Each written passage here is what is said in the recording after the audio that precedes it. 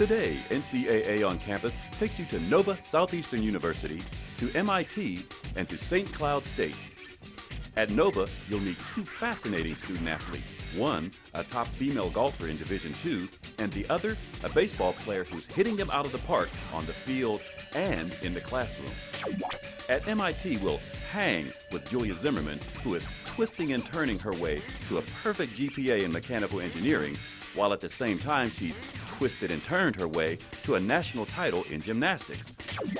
And at St. Cloud State University, we'll meet the Days, brother Nate and sister Stacy, and each play NCAA hockey.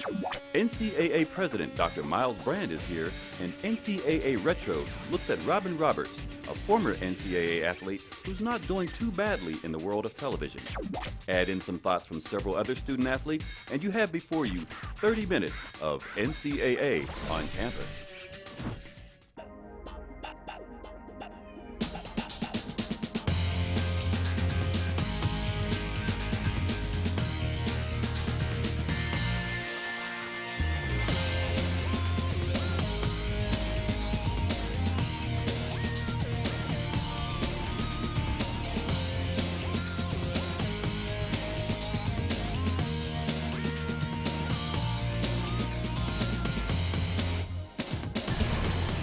Hi everybody, and welcome to the April edition of On Campus. I'm Melissa Knowles. I'm in St. Cloud, Minnesota at St. Cloud State University.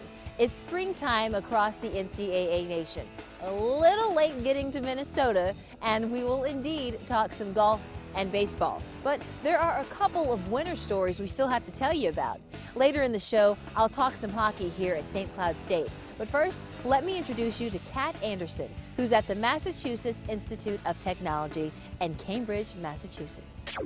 Thanks, Melissa, and welcome to MIT. We're standing inside the Infinite Corridor. This is, of course, one of the finest academic institutions in the world. Dozens of Nobel laureates and National Medal of Science winners have gone to school here in Cambridge. Former UN Secretary General Kofi Annan and current Federal Reserve Chairman Ben Bernanke are grads.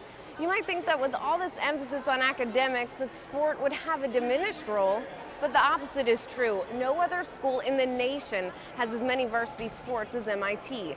There are 41 varsity teams here, and in addition to traditional sports like basketball, baseball, hockey, swimming, and track, the engineers field teams in lacrosse, pistol, sailing, and squash. They say there's only one thing harder than getting into MIT, and that's getting out of MIT. But that doesn't seem to be a problem for Julia Zimmerman. She's pulling a 5.0 in mechanical engineering, and at the same time, her skills on the beam, the bars, the vault, and the mat have made her the most decorated gymnast in school history. This Beyond the Athlete feature is brought to you by Vitamin Water. Julia is probably the most talented athlete that's walked through the doors of MIT, and that's a pretty big statement, because we've got some other very talented athletes in the program, but she's really upped it a different level. She's introduced some skills into Division III gymnastics that haven't been seen yet. She's the only athlete in Division III who's competed a front handspring, front layout vault. I love it so much. I don't know, it's so much fun. It's just like watching other people do it, and you're like, oh my God, I want to try that, I want to try that. And just, I can't stay away from it. I just love flying through the air and learning new things and the challenge that comes with it. Freshman year, I was the Eastern Conference Rookie of the Year. My sophomore year, I was the Division III National All-Around Champion and Balance Beam Champion, and the Conference Gymnast of the Year, and East Region Gymnast of the Year, and I qualified for Division I regionals. But as great as those accomplishments are in the gym, what Julia is doing in her MIT classrooms as a mechanical engineering student is just as amazing. I didn't come to MIT expecting to get all A's. I just kind of do the best I can in every class, and if that happens to be an A, then that's what it is. We take classes in materials and mechanics, so basically if you have a bar and there are forces on it, what happens inside the bar, stuff like that, and dynamics and controls. So like if you have forces on a system, how's the system going to react to that force, and then controlling it. This morning I had a presentation in my Chinese class and we had to talk for 5 minutes without a script about a place that we visited. 去年6月到8月我住在密西西比. I hope no Chinese people are listening to that because I don't have that great pronunciation. The one word that comes to mind when I think of her is she is driven in every aspect of her life, whether it's her academics, her time in the gym, relationships with family and friends. She is driven. I get home from practice and I start studying right away and I keep studying until I finish. I spend a lot of time on weekends studying, so like I wake up at 9 on Saturday when I don't have meets and study until 5 o'clock, and then I can have fun the rest of the night and then do the same thing Sunday. But Julia's education is about much more than just books and studying.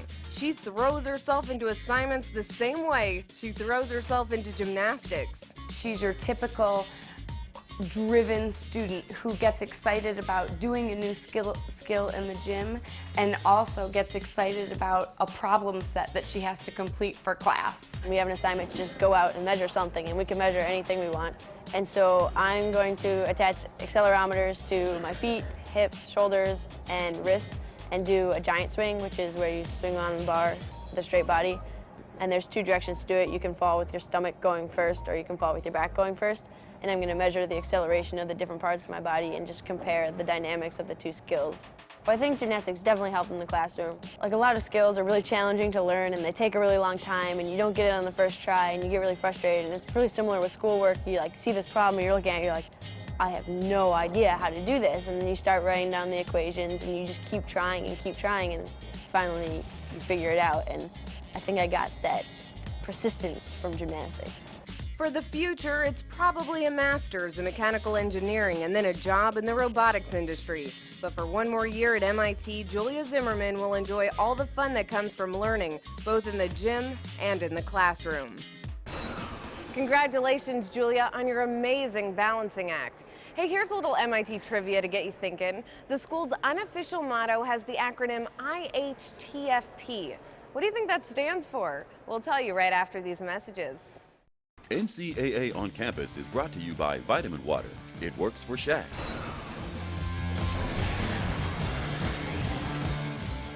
I have athletic superstitions, like making sure I always have 3 or 4 Sammys packed in my bag before every dive meet. And I have academic superstitions, like making sure my calculator always has fresh batteries before every exam.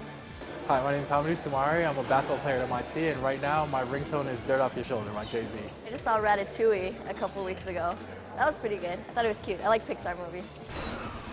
Welcome back on campus and to MIT. Now, how many schools have an unofficial motto? Here at MIT, it's IHTFP. Some people will tell you that stands for I have truly found paradise.